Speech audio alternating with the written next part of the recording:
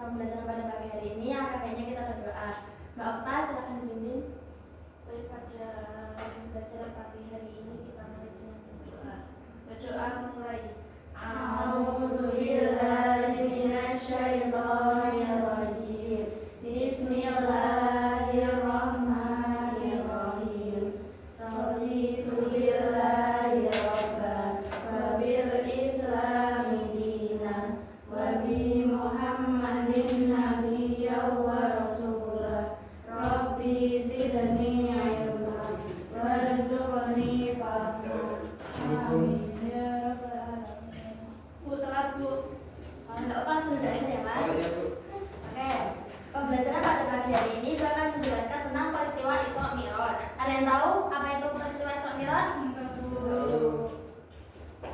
Nah, Isra Mi'raj itu merupakan suatu peristiwa luar biasa yang sulit dijangkau oleh akal pikiran manusia. Isra artinya perjalanan Nabi Muhammad SAW dari Masjidil Haram di Mekah sampai ke Masjidil Aqsa di Yerusalem. Mi'raj merupakan perjalanan Nabi Muhammad SAW dari Masjidil Aqsa sampai ke Sidratul Muntaha. Peristiwa Isra Mi'raj terjadi pada malam tanggal 27 Rajab tahun 621 Masehi. Peristiwa ini sudah dijelaskan dalam Quran surat Al-Isra ayat 1.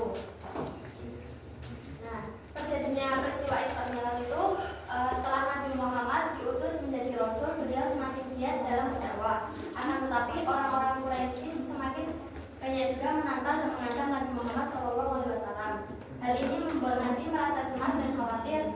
Tetapi Allah itu menenangkan hati Muhammad SAW. Saat itu Nabi mendapatkan ujian yang besar ketika Khadijah dan Abu Thalib wafat. Hal ini membuat Nabi Muhammad merasa sedih setelah wafatnya Muhammad SAW. Kaum Quraisy menganggap bahwa sudah tidak ada lagi yang melindungi beliau setelah wafatnya Khadijah dan Abu Thalib. Nah, terus dalam keadaan itulah Allah Subhanahu Wa Taala kemudian mengutus malaikat Jibril untuk menjemput Nabi Muhammad yang pada malam itu sedang merenung di serambi Masjidil Haram. Malaikat Jibril mendekati dan mengajak Nabi Muhammad SAW melakukan perjalanan jauh dengan mengendarai buraq dari Masjidil Haram ke Masjidil Aqsa.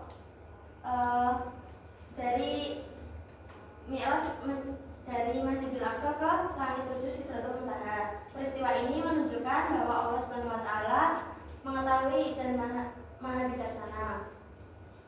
Allah Subhanahu Wa Taala bermaksud menunjukkan bahwa tanda-tanda kekuasaannya agar Nabi Muhammad SAW tidak merasa cemas. Peristiwa ini sangat menakjubkan dan sulit diterima oleh akal manusia sehingga hanya orang-orang yang beriman yang mempercayainya. Nah, apa saja sih peristiwa penting ketika Isra Mi'raj itu? Nah, yang pertama ada Nabi Muhammad mengendarai buraq yang dibawa oleh malaikat dari surga. Yang kedua, melewati Tursina tempat Nabi Musa alaihissalam berbicara langsung dengan Allah Subhanahu Wa Taala. Yang ketiga, bertemu dengan jin Ifrat. Yang keempat, Nabi Muhammad melihat orang yang tidak henti-hentinya menuai hasil tanamannya sebagai gambaran bagi orang yang berjuang dalam membela agama Allah. Yang kelima, gambaran dosa dan hukuman bagi orang yang suka memakan riba. Yang keenam, Nabi Muhammad mencium bau harum. Yang ketujuh, Nabi Muhammad memperlihatkan gambaran dosa dan hukuman bagi pezina. Yang selanjutnya, Nabi diperlihatkan gambaran dosa dan hukuman bagi orang yang berdusta. Yang kesembilan, Nabi Muhammad diperlihatkan wajah-wajah malaikat penjaga neraka. Yang kesepuluh, ketika beliau naik ke Sidratul Muntaha, malaikat Jibril tidak menemani beliau, harus naik seorang diri untuk menerima perintah dari Allah Subhanahu Wa Taala. Nah, ada perintah sholat 5 waktu.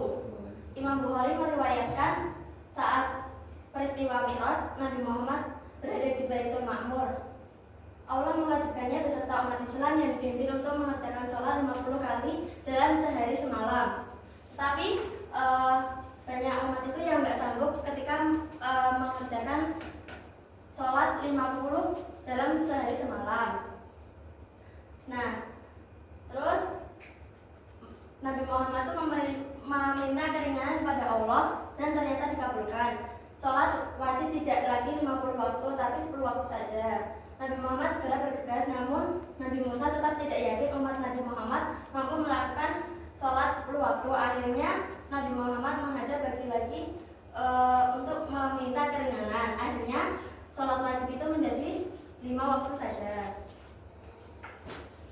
Nah, ada hikmah peristiwa Isra Mi'raj. Yang pertama itu pentingnya ibadah sholat. Yang kedua, bukti kekuasaan Allah Subhanahu wa taala. Yang ketiga, dakwah perlu pendukung, tidak bisa sendiri. Yang keempat, membersihkan jiwa raga untuk menghadap Allah Subhanahu wa taala. Dan yang terakhir, mencintai dan bangga kepada Nabi Muhammad SAW. Nah, ini materi yang dapat Ibu sampaikan. Untuk evaluasi minggu depan, silakan dipelajari lagi. Akan ada kuis di minggu depan. Mungkin hanya ini. Syukran. Assalamualaikum warahmatullahi wabarakatuh. Waalaikumsalam warahmatullahi wabarakatuh.